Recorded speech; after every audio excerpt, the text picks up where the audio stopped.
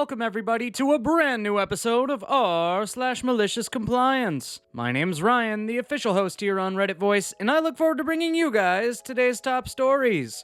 Before I do, I'd really appreciate it if you could hit that subscribe button, as well as make sure you got notifications turned on, that way you could stay up to date with all the latest and the greatest. We both know you don't have time to read all that. Give me my A. Some very short context to this story. I'm not a natural citizen, I'm naturalized immigrant. I was 6 when I arrived and understandably had issues with the language and was assigned ESOL classes. Once those were finished, I made it my goal to never get anything below a 90% on any written assignment that was graded. And right up until college, I'm very proud to say I never got below a 94 on any papers or essays or other writing assignments. This happened a while back in college. I was forced to take a critical writing class and multidisciplinary too. It was fun getting back to interact with people not in my major at the time, and unfortunately, it also meant I was grouped with people who had no idea what I was doing, nor did I know what they were doing. I get into this class, and it's very open. The campus I go to is notorious for constantly renovating buildings. In the 7 years I was there was never a time that construction wasn't on site.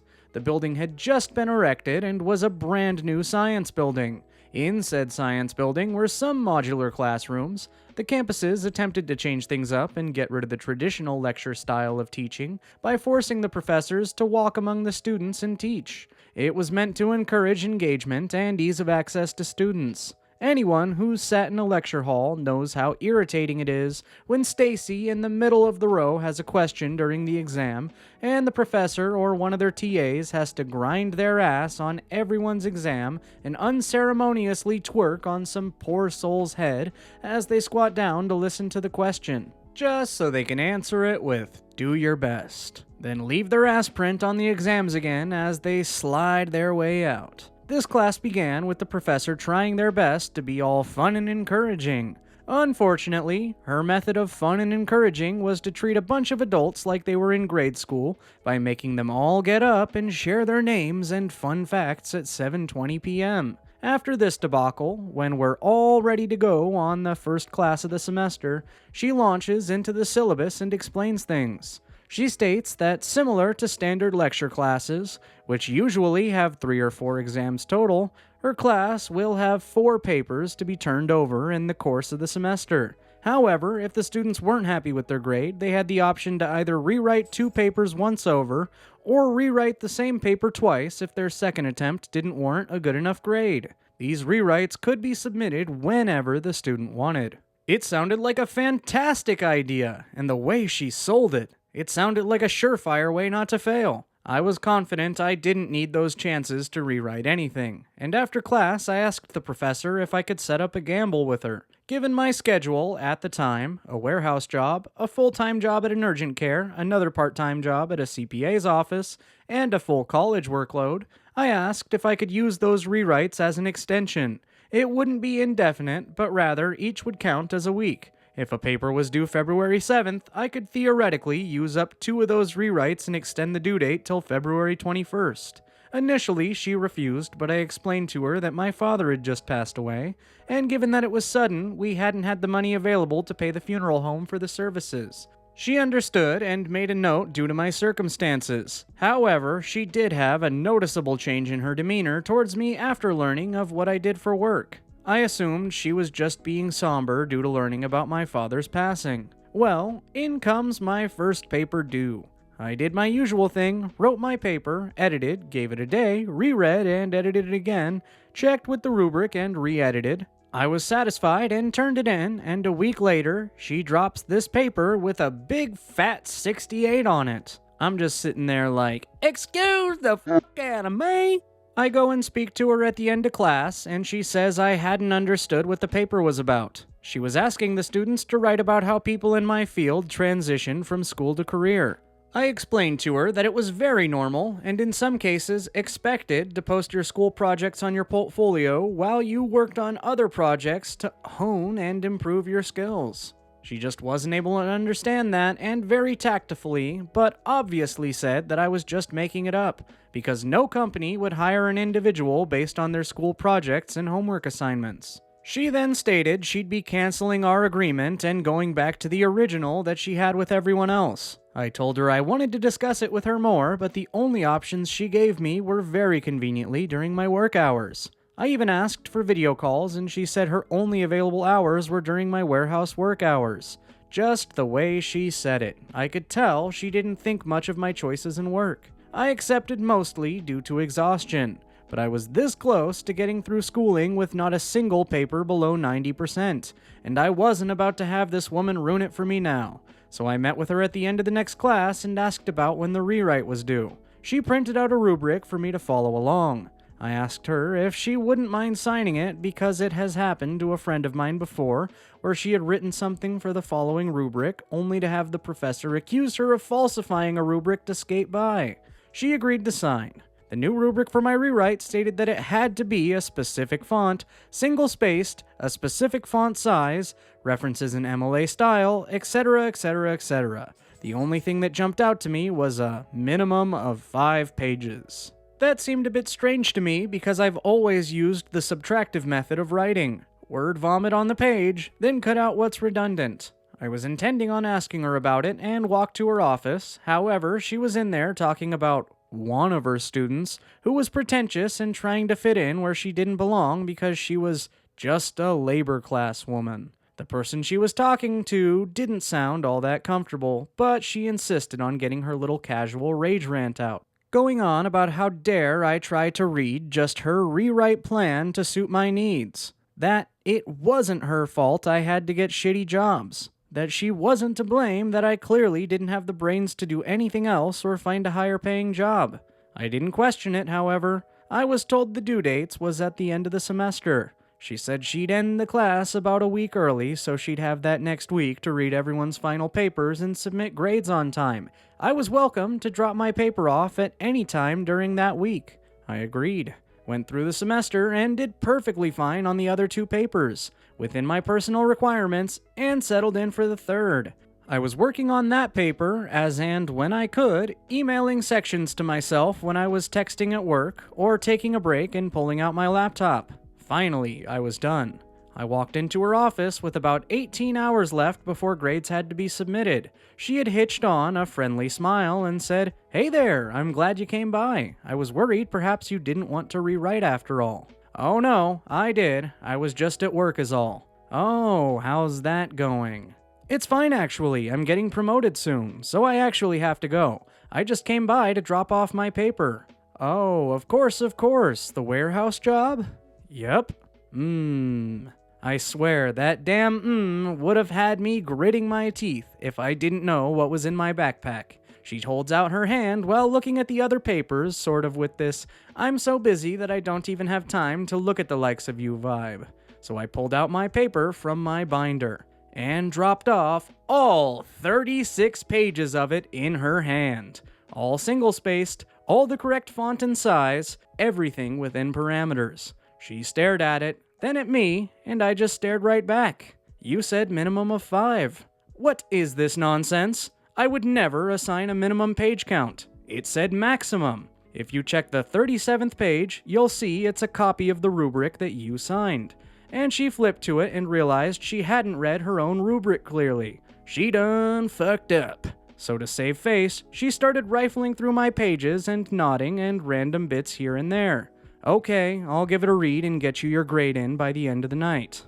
I just rolled my eyes at her and said, "Look, we both know you don't have time to read it all. Give me my A." We both were glaring daggers at each other, and she finally just gave in and scribbled a 98% on it and said she couldn't explain away an error-free 36-page paper when hundreds of other students submitted much shorter pages with grammatical errors. I agreed, packed up my stuff, and told her that I could have easily reported her and used the other professor as evidence of the way she was talking about me behind my back. She got so incredibly pale and tried to call me as I left. "Bitch, I'm Indian. Academics is in my blood. Don't test me or you'll fail miserably." Anyway, I got my A. TLDR, douchey professor who judged me based on my jobs at the time gave me a terrible grade on a paper I wrote. then was forced to give me an A on the rewrite due to a discrepancy in her rubric, and due to the fact that I'm a spiteful biatch and left her with no option but to give me the A without even reading my paper first. Follow the kid's education plan to the letter. Don't mind if I do. I am a high school teacher. One of the things that teachers deal with are individual education plans, IEPs. An IEP is for a student with disabilities, learning, developmental, etc. An IEP will outline exactly what accommodations a student is entitled to. These are very necessary and very important. Legally binding documents which outline a student's disability as it relates to an academic performance and provides accommodations to help the student succeed in school. Common accommodations include may use calculator on math tests, may have test questions read aloud to him or her, may receive extra time on timed tests, and may take tests in the resource room instead of the academic classroom. It is that last accommodation that's important for the story. If you're unfamiliar, a resource room is the classroom of the special educations teacher. While the special education students spend 90% of their day in the same classroom as other students, they will occasionally return to their special ed teacher's room, the resource room, for things like study hall, homeroom, or to take a test. The special ed teacher assigned to help monitor this student's progress is known as the teacher of record, or TOR for short. Billy was one of my students last year. He was a bright, outgoing, and very active student. However, Billy also did have a few learning disabilities that caused him to struggle in class. Because of these disabilities, may take tests and quizzes in the resource room instead of the academic classroom was a very important part of his IEP. This cut down on distractions and was to help Billy concentrate on his test. After about half a year of Billy doing well in class, he unexpectedly failed the test in my class.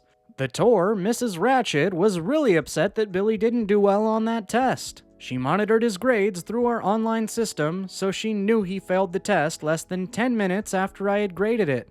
In order to get to the bottom of why, she stopped by my classroom after the students had gone home for the day. Mr. Onyx, why did Billy fail his test? I'm not sure. He normally does well on the tests, but this one seemed to stump him. I'm going to talk to him about it tomorrow. Did you follow his IEP? Why, yes, I did. I offered to let him take the test in the resource room, but he elected to take it in class since it was not a long test. It should be noted that IEP accommodations are generally elective, meaning that the student can choose not to use a specific accommodation at any given point if he or she does not wish to. This does not stop him or her from using the same accommodation later. The only time an accommodation is mandatory is if the parent requests that it be so. It's reflected in the IEP when that happens, but it is exceedingly rare. But, Mrs. Ratchet continues, Billy's IEP states that he gets time and a half on tests. I'm aware, I explained. However, this was not a timed test. All students had as much time as they needed. If a student didn't finish during today's class period, they could finish the test tomorrow. All students, including Billy, finished today. He gets time and a half. Yes, he does, but as I said, this was not a timed test. There's an unlimited amount of time for all students, including Billy. I'm not going to file a non-compliance report on this, but I want you to know that I expect you, the state expects you, to follow IEPs to the letter. You should not have allowed him to take the test in class. He should have received more time than the other students. You dropped the ball on this one, and I expect it not to happen again. She then stormed out. Now Billy had chosen to take the test in class, something he very rarely did. I'm not sure why Mrs. Ratchet was so incensed that he hadn't taken the test in her room, since it was Billy's decision, but whatever. As for the time, that was a non-issue. You can't give time and a half for unlimited time, so I ignored that complaint. A few weeks later, Billy had a quiz in my class. This was a very short 10-question quiz. Again, Billy elected to stay in my room. Again, sadly, Billy failed the quiz. That triggered round 2 with Mrs. Ratchet. What is wrong with you, Mr. Onyx? She demanded as she stormed into my room the day the quiz grades were uploaded to our grading system. Billy should have been in my room taking these tests and quizzes. Billy chose not to. I offered him the opportunity to take the quiz in your room, but he chose not to. I cannot force him. I'm getting very tired of your disregard of IEPs. I'm going to be filing a non-compliance report with the admins. I knew I had done nothing wrong, so I wasn't worried. As I suspected, the administration dismissed her complaint as being without merit, and I went on my way. Then, about 2 weeks after the complaint was filed and dismissed, I got an updated IEP for Billy. It seems Mrs. Ratched was not happy about Billy failing tests and quizzes when he took them in the academic classroom, as opposed to the resource room. As a result, she called up Billy's parents and, through conference with them, got his IEP changed.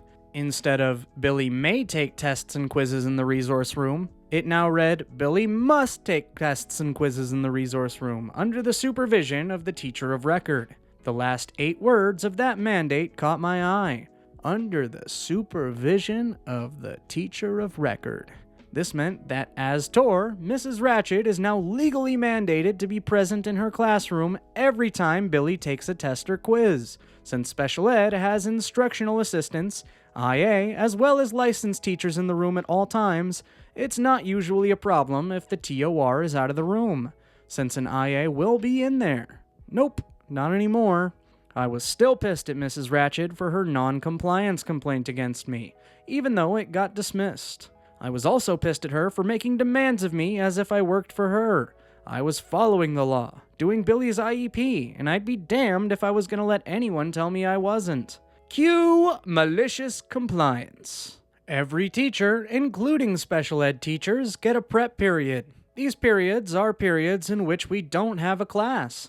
I use mine for grading and making copies. Some teachers use them to plan for the extracurricular activities that they coach or direct. Miss Ratched, I knew, used hers to hang out down at the hall in the classroom of her BFF, a biology teacher with the same prep period as her.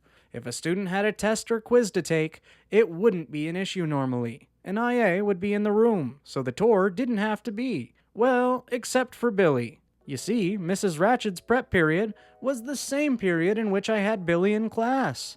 About a week after the new IEP was handed down, I had another quiz in class. Unfortunately for Billy, as I explained to him, his parents and Mrs. Ratched had decided that he had to take quizzes and tests in the resource room. He wasn't happy, but the IEP was not vague on this point. Knowing Mrs. Ratched wouldn't be in the classroom, I took Billy down to Mrs. Ratched's room myself, having my own IA, who was only in my room because of Billy, watch the class. When I got there, I asked the IA where Mrs. Ratched was. "She's in Miss Bio teacher's room," she kindly explained. "Alrighty," I said. "Billy, have a seat, and I'll go get Mrs. Ratched." "Mrs. Ratched," I said a few moments later as I got to Miss Bio teacher's room. "Billy needs to take a quiz. We need you down in your room for supervision." Miss IA is there, she said with a dismissive wave. She can handle it. "Oh no, she can't," I explained with a smile. "You see, I am, as you reminded me, expected to follow Billy's IEP to the letter. His IEP says that he must take quests and quizzes in the resource room under the supervision of the TOR. As his TOR, I'm afraid that you are required to be there. It would be non-compliance for me to leave the supervision of his quiz up to Miss IA." She looked pissed, but knew she had backed herself into a corner. Reluctantly and obviously fuming, she left Miss Bio teacher's room and returned to her room. For the remainder of the year, every test and quiz I assigned to Billy required that Mrs. Ratched give up her prep period in order to supervise. There weren't a lot of them, but I really enjoyed twisting the knife every so often. Just a reminder that it was her actions that forced this. Later, from what I've been told, she tried to get Billy's parents to change the IEP to state may instead of must. They liked the must, so they kept it in. Edit. I've addressed a couple of things a few times in the comments, but I want to point out that I have no evidence that there was cheating going on in the resource room, nor do I have any reason to think that there was a bad relationship between Billy, Mrs. Ratched, and her IAs. Quite honestly, the reason Billy chose to stay in my classroom a couple of times was because those 2 assessments were short tests and quizzes, and like all kids, Billy just didn't want to spend the time walking down to Mrs. Ratched's room. Also, like all kids, Billy was not prepared for those tests, hence him failing. For the people who questioned why I let him stay in my room for the quiz after he failed the first test, please keep in mind that his IEP, at that point, stated may take quizzes in the resource room. The key word being may. The decision was his to make. I could encourage him, but couldn't require him to take the tests in the resource room. Well, until the IEP was changed to must. And there you have it, folks. The end of the epics. If you like these stories, be sure to leave a like on the video as well as subscribe with notifications turned on. That way you could stay up to date with all the latest and greatest we have here on the channel. As always, my name's Ryan, the official host here on Reddit Voice, and I look forward to seeing you guys in the very next video.